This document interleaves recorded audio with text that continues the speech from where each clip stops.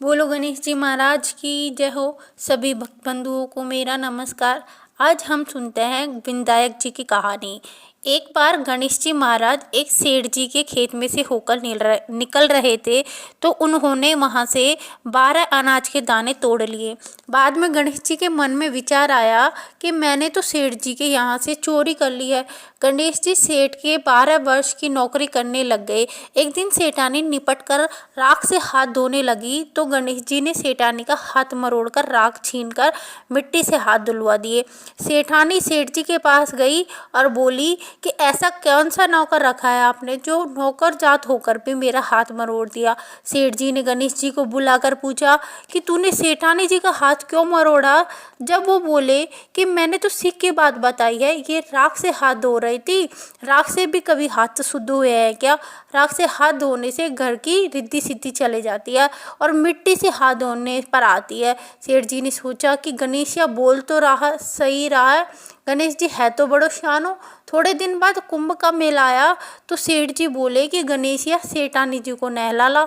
सेठानी जी किनारे पर बैठकर नहाने लगी तो आगे ले जाकर गोता खिला कर ले आए। घर आकर सेठानी सेठ जी से बोली, गणेशिया की ये बात देखो, इतने आदमियों के बीच भी मुझे आगे घसीट कर नहला लाया। गणेशिया को बुलाकर पूछा तो बोला कि किनारे पर बैठकर छबल छबल कर रही थी, सबके नहाए हुए जल से नहा रही थी। आगे नहाने से अगले जन्म के में बहुत बड़ा राजा और राजपाट मिलेगा, इसलिए नहला लाया। सेठ जी सोचे कि गणेशिया है तो शानो। एक दिन घर में होम हो रहा था। सेठ जी बोले कि गणेशिया सेठानी जी को होम में बैठने के लिए बुला ला। सेठानी को बुलाने गया तो सेठानी काली आंगी पहनकर आने लगी तो आंगी फाड़ दी और बोले कि लाल आंगी पहनकर चलो। सेठानी रूठ कर सो गई। सेठ जी ने आकर पूछा कि क्या बात हुई। सेठानी बोली, गणेश जी ने मेरी आंगी फाड़ दी।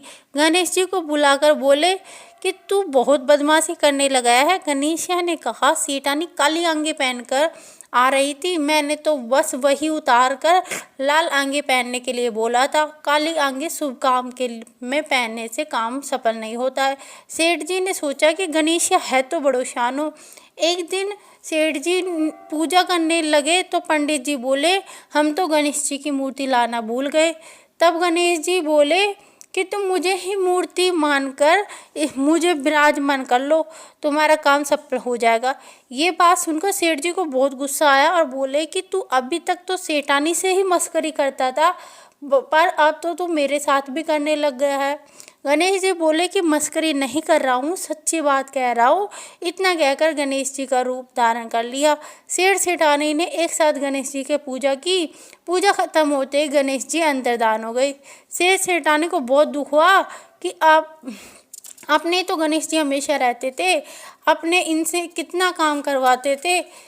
गणेश जी ने सपने में कहा कि मैंने तुम्हारे खेत से 12 दाने अनाज के तोड़ लिए थे, इस दोष को उतारने के लिए काम किया था। सेठ जी के करोड़ों की माया हो गई।